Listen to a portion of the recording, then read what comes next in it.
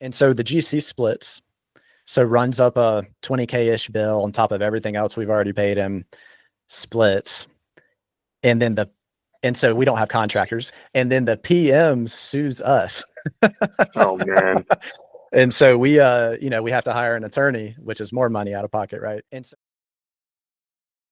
Before we get started, help, who are you? What do you do? What's up? What's going on? What's your story? Give me like 5 minutes. Sure, man. Sure. Yeah. So I won't take you all the way back. But I guess we'll start at college and then do a quick to present day. Okay, So cool. Mechanical engineering in college, that was the path.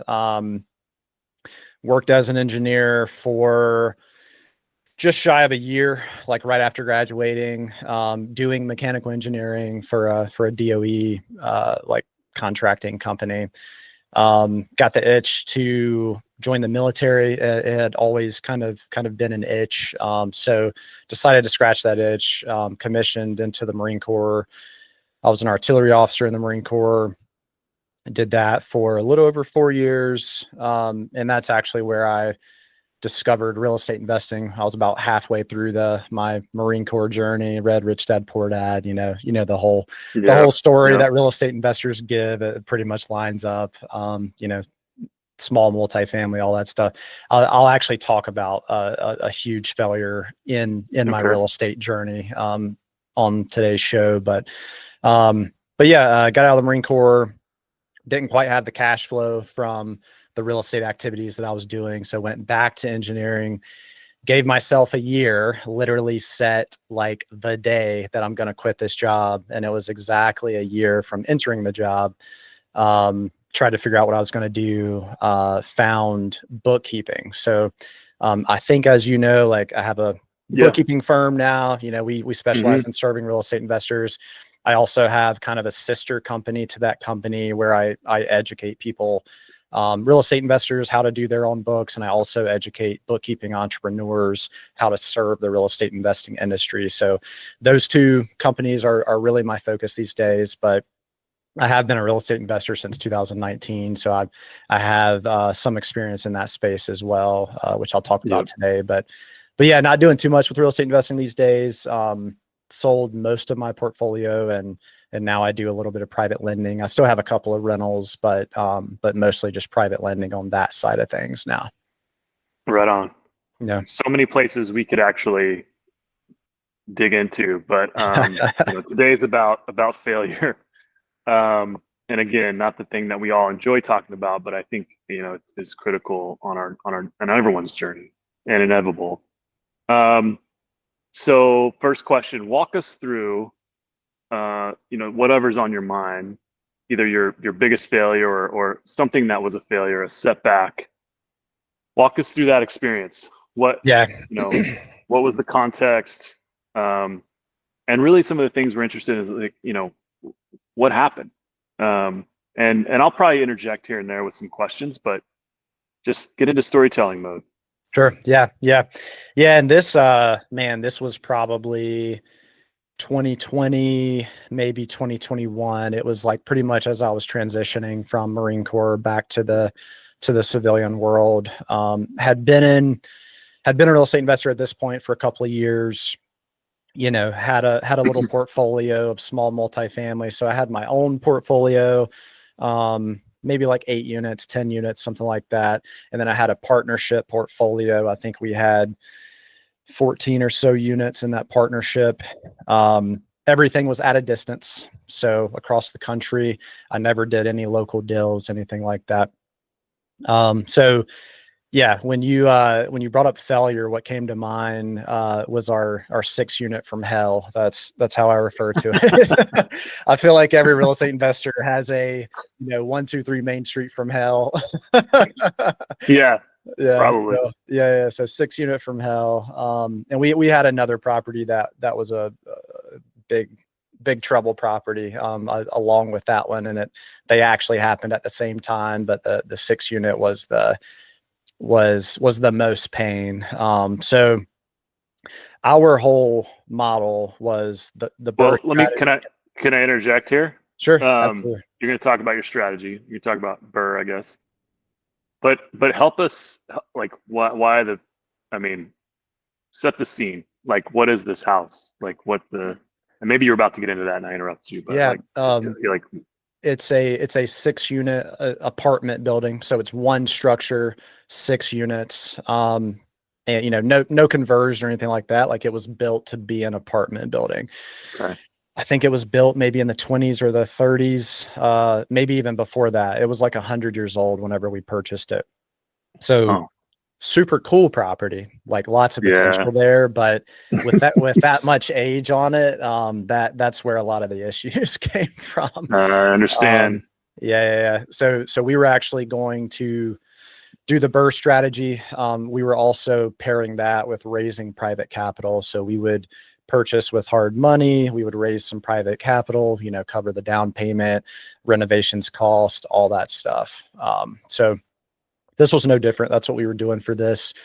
There's just so many issues with this, but we went in with our 6 to 9 month timeline. I mean, this was like a full gut renovation. So like, we were going to move some walls, like we were going to do, like, it had some foundation issues that needed to be fixed. So a tall order, but we had all our vendors in place, all our contractors in place. Like, everybody was pretty confident that we could get this done in 6 to 9 months.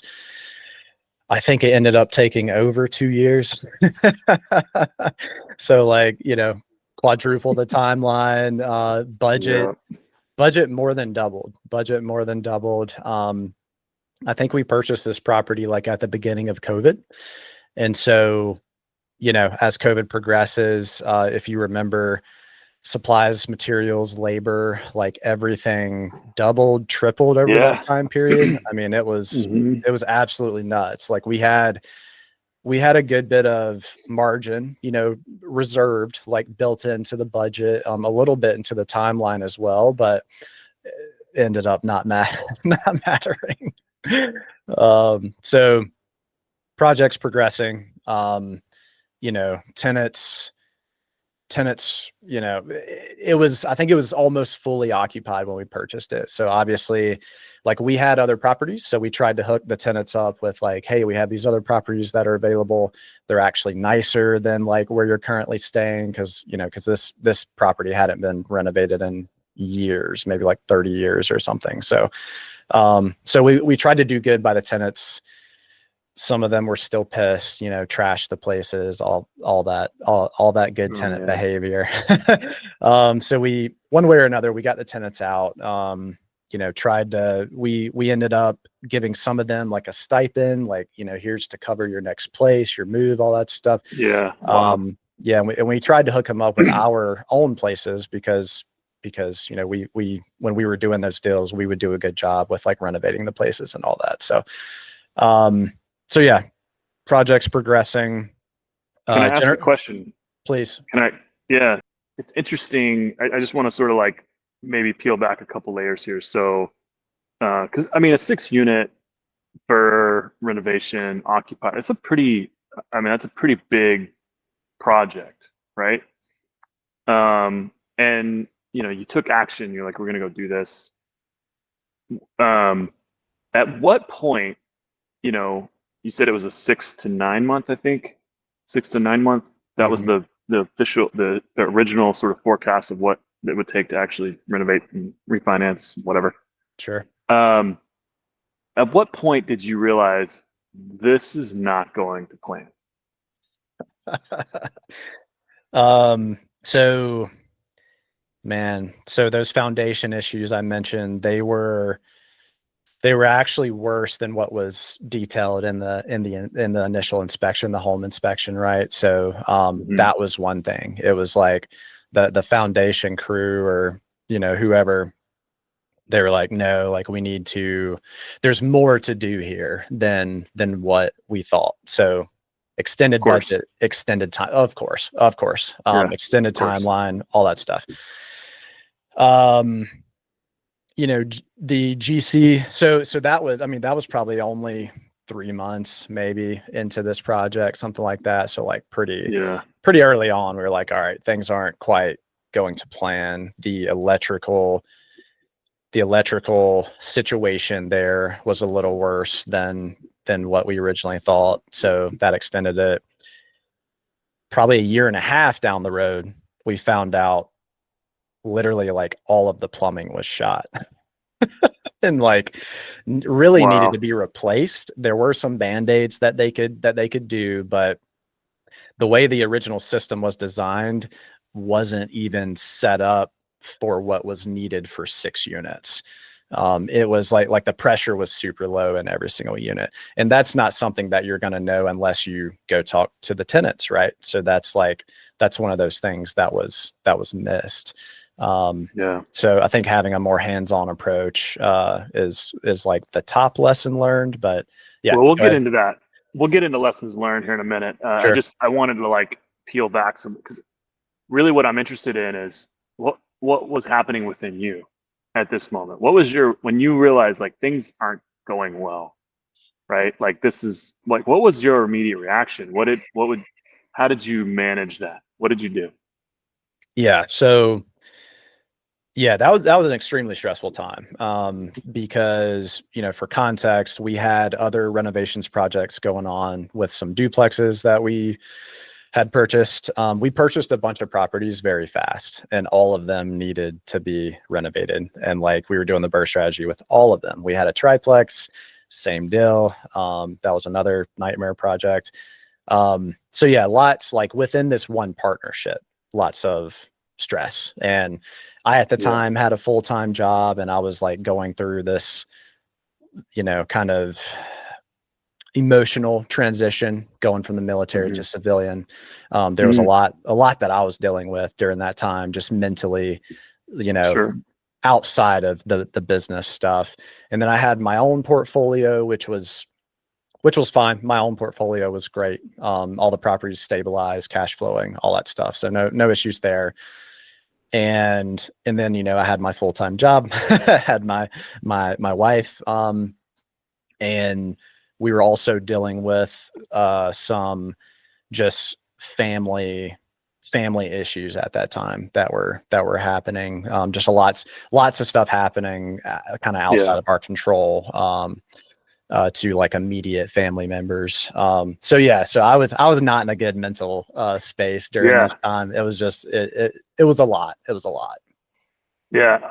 Well, and I appreciate you, helping us peel back that, because I think that's one of the areas that, in these conversations is to inspect, right? Because we recount this journey in our minds, and we're like, sometimes we skip through the painful pieces because it's painful, right? We don't want to go back there. Like, and I appreciate you talking about like, man, so much was going on. Like you're balancing, spinning plates, balancing plates, same thing. Yeah. Um, and you're probably, you said you were it was a stressful period of life. Um, what did you do? Like, how did you manage that, or did you manage that? Like, talk to me about like that stressful period. Like, what was happening? Like, what did you do as a person? How were you coping with that? Yeah. Well, like keeping my health as a priority, like that's huge. Mm, That's really big for both my wife Sedona and I. So eating good, keeping our physical fitness at a minimum level, that is our minimum level. So yeah, and then I think that's kind of, at least for me, like that's the foundation that kind of bleeds over into mental health. And mm, lot working honestly, for me is good for my mental health. I like to work, especially working on things that I have equity in, that I own, yeah. so back then I had a W-2 job, so I wasn't necessarily getting that type of satisfaction from that. But I had the real estate stuff that I enjoyed working on. That was back in the beginning of, starting the bookkeeping business as like a small side business back then. So I had a few side hustles. So just leaning into, you know, physical health, doing some things to try to promote some mental health, and Sure. kind of just focusing on the future, honestly. So like, Yeah. outside of my job back then, making sure that I'm kind of building all these things for the future, and that, and then obviously having like a super supportive wife, like partner, that, Mhm. I mean, that could arguably be the most important the most important thing. Um so yeah, I think, and just for us too, something that helps us with our mental is getting outdoors. Like we love to do lots of different activities outdoors. And so, we were living in Utah at that time. So I got out of the Marine Corps. I was stationed in Camp Pendleton, California, Southern California. We lived in San Clemente for a couple of years. And so then we shot over to Mhm. Utah afterwards, because we're big into snowboarding, and Utah's got some great snow. So we moved to Utah. And so getting out, snowboarding, going for hikes, snowshoeing, getting outdoors, that's like huge for our mental. Yeah. I love that. I appreciate you, talking about that aspect of this situation, right? Of like, at some point, I think it's this desire to have some autonomy, right? I'm going to call it control, but like when things are out of control, it's like I can control myself, right? Mm, I can control physical activity that leads to mental stability. I can even like work on my mental stability. But I want to go back to this situation, this 6 unit from hell. Um, so things are not going well. You learned that the foundation was gonna, it sounds like there's some things that are snowballing. Uh, you know, feel free to tell us anything else interesting about this whole situation. I mean, it's a lot of moving parts. Tenants moving in and out, contractors. Um, at what point did you realize like this is a failure? That's one question. And then like what maybe the follow-up question is, what did you do? hmm Yeah. Yeah. So I think when both my partner and I realized it was a failure was it was either the 6 month or the nine month mark, where the hard money lender comes knocking. And Mm, this is a hard money lender that, like, I personally know her. Like she owns, she owns some like large lending company now based out of Charleston, South Carolina. And I have a personal relationship with her. Like, she's the owner of the company. And we did, I think, almost all of our deals with her, and everything went great before this yeah. project. And so, she comes knocking. Since we have a relationship, uh, she decides to give us extensions. And, say it's 6 months to 9 months. Okay, cool. I'll extend you to 9 months. But every single month, you owe a point on top of the interest. And like, this is, Oh man. yeah. So like our negative cash flow situation became dire. Like we ended up having to raise more private capital, going further into the hole with this project, just to cover payments. And Hmm. so now, like, I super appreciate her doing that, because she could have just taken the property if she wanted to, right? And so we get to the 9 month, we have to have another very uncomfortable conversation. Like, hey, we can't, like, we're still going with this project. Like, we've tried to refinance, no lender will touch it. Like, we've talked to 20 something lenders, nobody will touch it. Um, we can't raise more capital to pay you out, because then that puts us in a even like worse position. And like, so it was just a lot stacking up. So we had that. And then I want to say maybe around the year mark, like this whole time we're hounding our GC, who we had a very good relationship with. We've been working together for 2+ years at this point. He had done all of our other projects and my personal projects as well. And he was sourced through our property manager. Very good relationship with the property manager, super good management company. And he, he was going a little rogue. He would rack up a $20,000 bill and then just be like, here you go. And we're already over budget. And so we had multiple conversations with him and the PM together, because the PM was supposed to be managing him, which wasn't happening. And that, that's another mistake, but multiple conversations like, hey, we're already this much over budget. If like from now on, we have to authorize everything, because like we are just bleeding so much money every single week, every single month. And I think we had 2 or 3 conversations like that. And we also sent email traffic to document that stuff, because like in the back of our minds, we were like, this may like turn into a lawsuit. So we were documenting everything through writing, because we were just having phone calls, So he just keeps going rogue, just keeps running up the bill. The PM pays him and we reimburse the PM. That's how it was working, which is a terrible system for a major project like this. And so the PM pays him.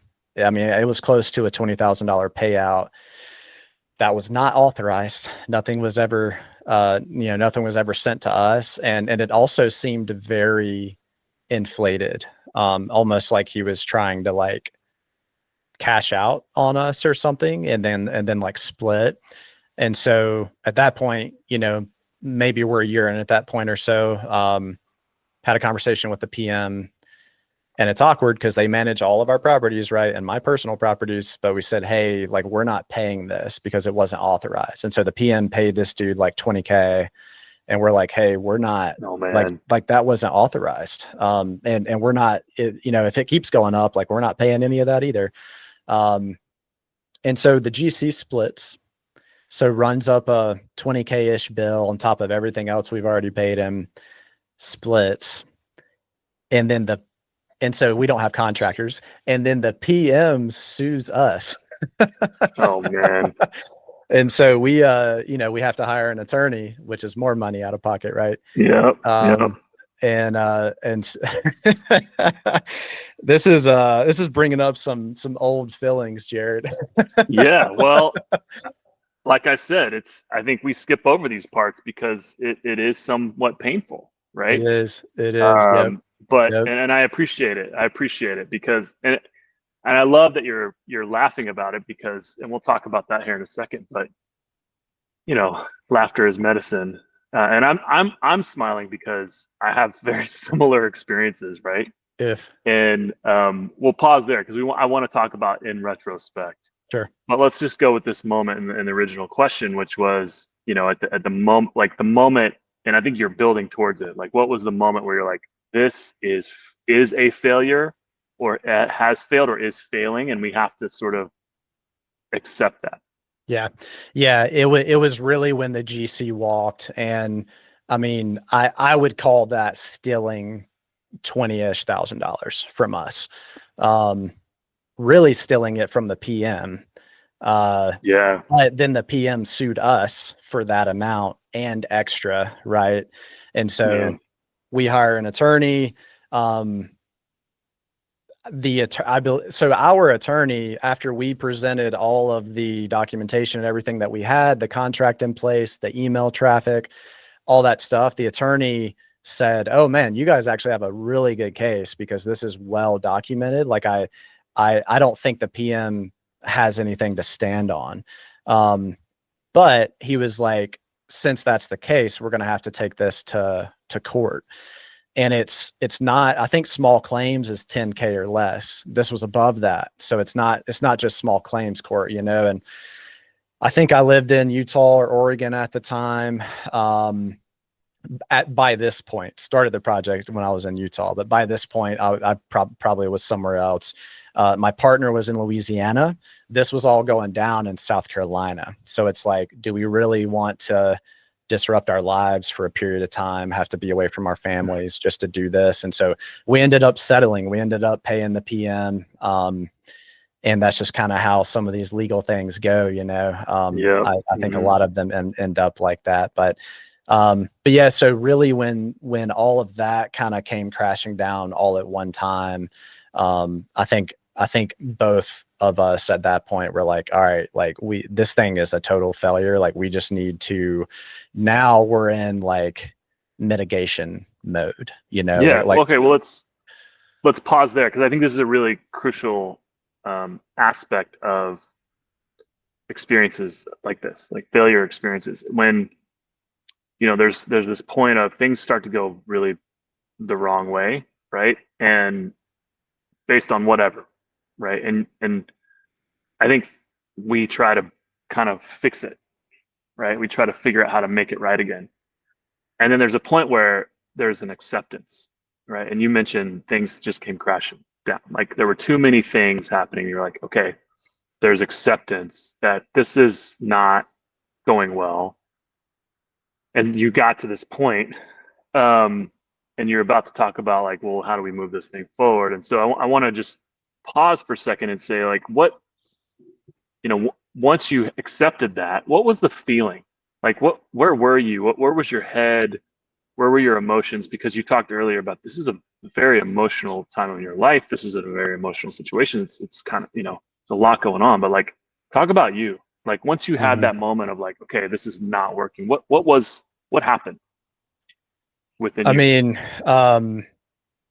I just, it was just a feeling of total failure, just like professionally, personally. Like I felt like I failed my family, because like to give more context, but my family at the time being my wife, to give more context, like at this point, my personal portfolio was doing great. The bookkeeping business was doing great. Like everything I was doing outside of this partnership, not to say anything was bad about the partnership, but you know, it's just what was happening at the time. Everything that I was doing personally was working great. And I was having to literally take money from the bookkeeping business, from my personal portfolio.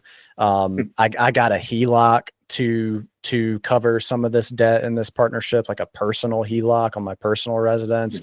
And so, you know, I had to pull in the end, I had to pull about 150K cash from my own stuff and give it to this partnership. And some of that was debt, right? Some of that was on a HELOC. And so, yeah, I mean, I was way down in the dumps, because at that time that was like, it was almost it was like a hopelessness, like a helplessness and a hopelessness. And like, Yeah. like I just wasn't super, like I knew it was going to take me multiple years to kind of dig out of that hole. Yeah. We'll just Yeah. sit with that for a second, because that's pretty raw, and I appreciate that. And I think we all experience those moments, right? Of just like, man, I feel like an utter failure. Like none of this is going the way I wanted it to. And that's rough. I referenced this earlier. Like it's painful, right? So when we think about these experiences and how we move on from that, and when we recount these experiences, it's like I don't want to go revisit that pain, you know, which I'm forcing you to do, which I appreciate it. Appreciate you playing along, because I think it's important for us. Because I've been there too, man. I have $150,000 in a 100-year-old house that I'm negative on, that I haven't made money yet, and I've owned it for 4 years. Like it's just, Yeah. it's rough, and a partnership that has kind of eroded, and those are hard. Those are hard things to acknowledge. But there's a turning point, with all of this. And sometimes it's in the future, right? Sometimes it's like I've been to the turning point. I don't know where you are with this experience, but you talked about acknowledgement, you talked about acceptance, and and feeling that heaviness. Have you made steps to move forward?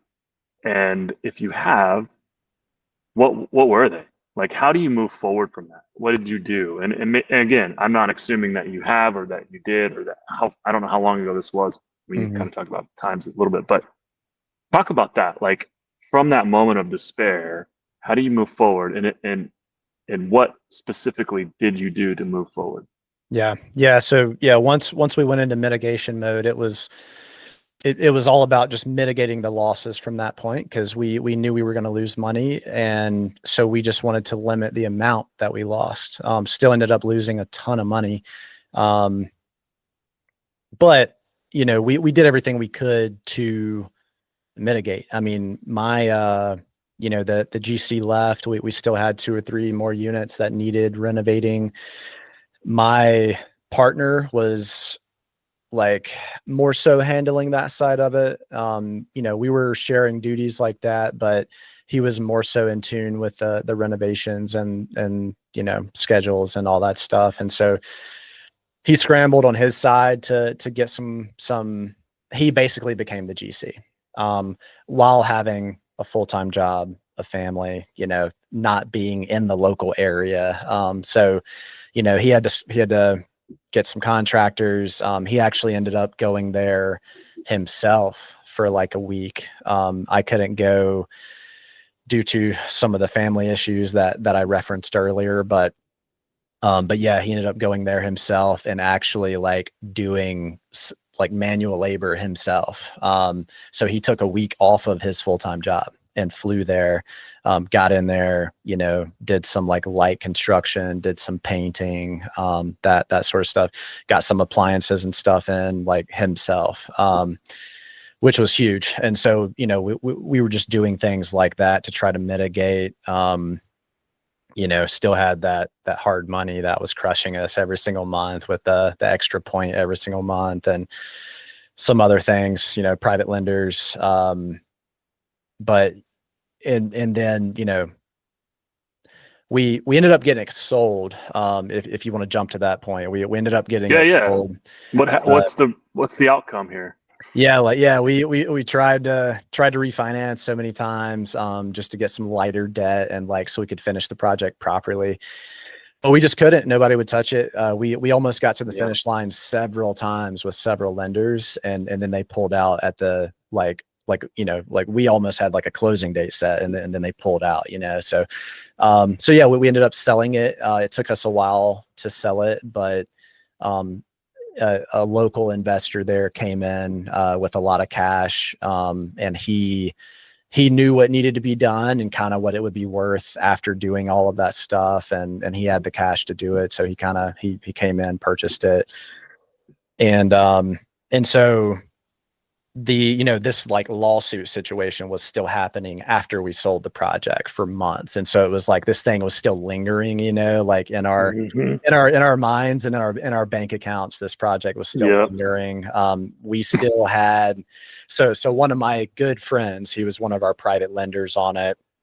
Like we have a thing, no matter a project could go to zero and like we are still going to pay back our lenders, hard money, private money, like it doesn't matter, like we're going to pay all of our debts.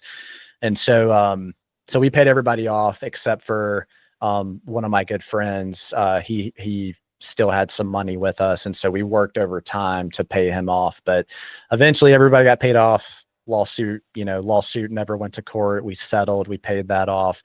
So everything was kind of paid out, and then we could focus on other stuff. But yeah, I mean, it was really just working step by step. Like, okay, here's the next monster to tackle. Here's the next monster to tackle.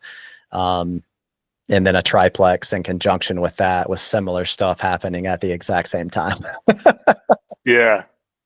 Well, I want to wrap up here in a little bit. I know we could talk at length about many parts of this experience.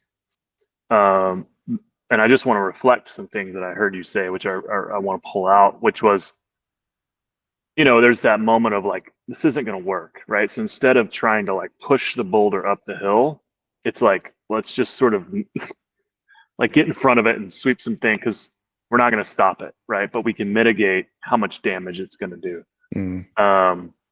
And, I think there's this moment in these conversations where it's like, I accepted this and now we go take action. And it's interesting because I think in that, and we'll talk about, I want to wrap this up with like lessons learned, right? It's that whole experience, there's a ton of lessons learned, but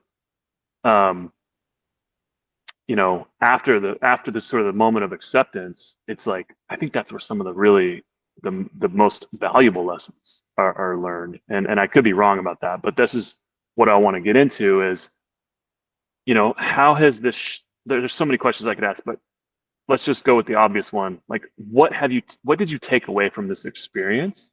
Like, what were the unexpected lessons that emerged from this?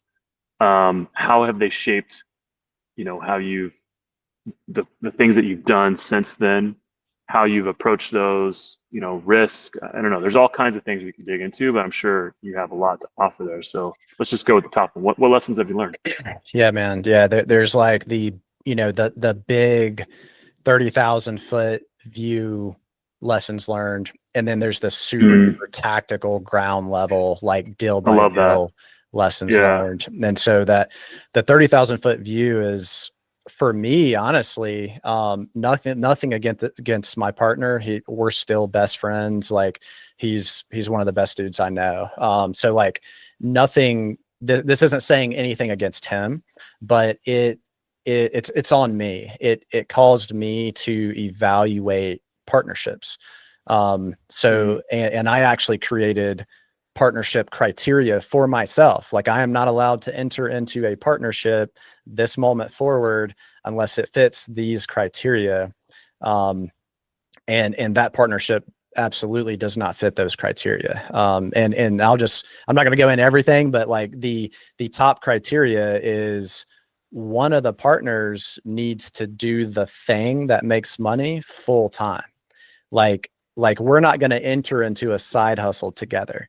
Like if I'm focused on other stuff that takes a lot of my time and energy, and somebody wants to partner, then that partner, like, that is their thing. Like, they are a real estate investor, full-time real estate investor or whatever. Like, they don't have another business. They don't have a full-time job. Like, they are focused on that thing and they're very hands-on with it.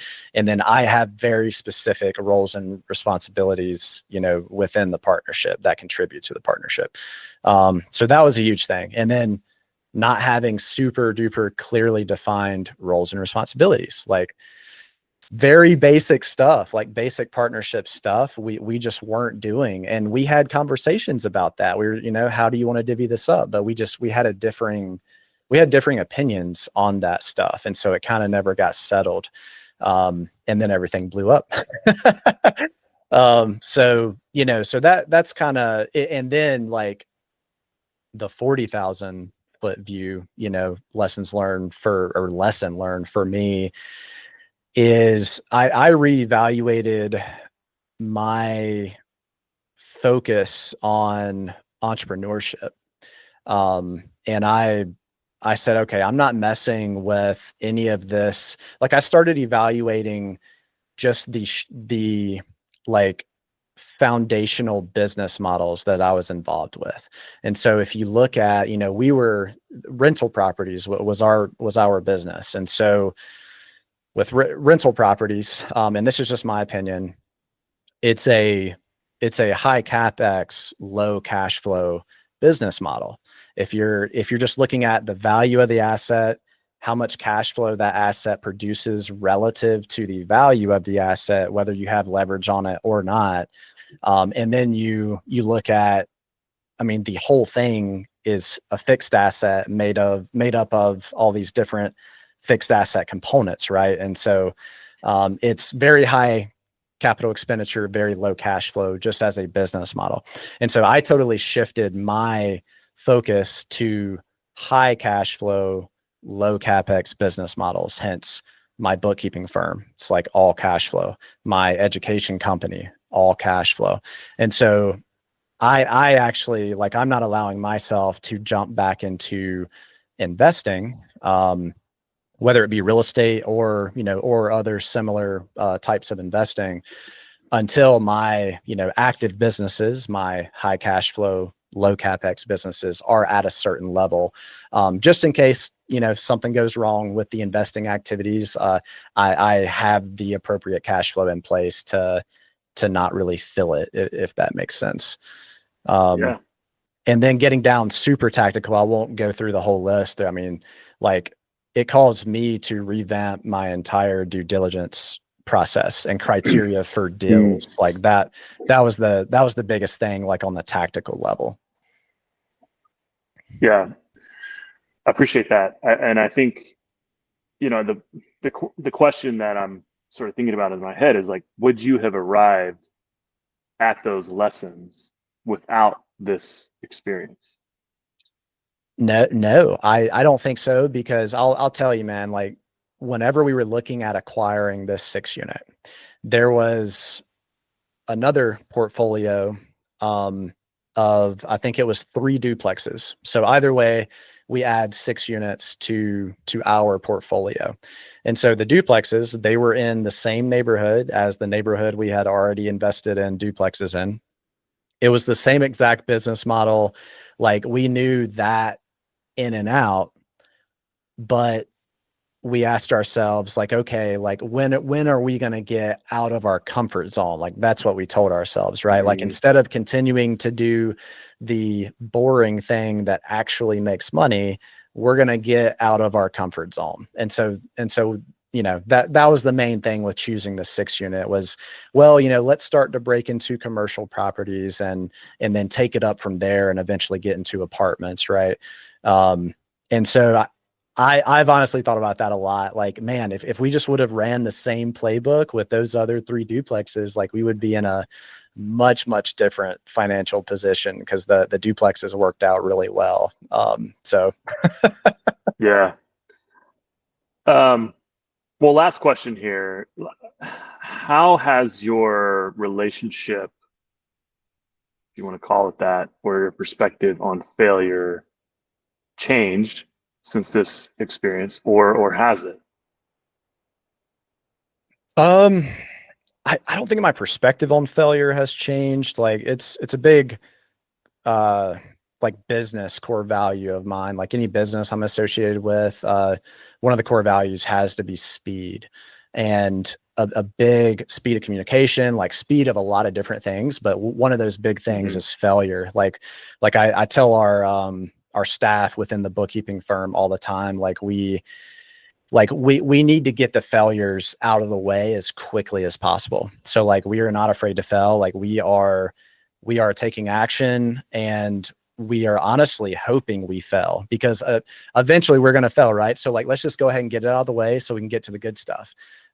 So, and, like, all of my experiences in the Marine Corps from the very beginning, going through boot camp, I think that probably shaped, more so than anything else, the way I view failure and the way I look at failure, because they do things and they require things of you that are impossible so that you fail, and to see how you respond to that, and then to teach you better ways of responding to it, and kind of how to take it as fuel and project it out.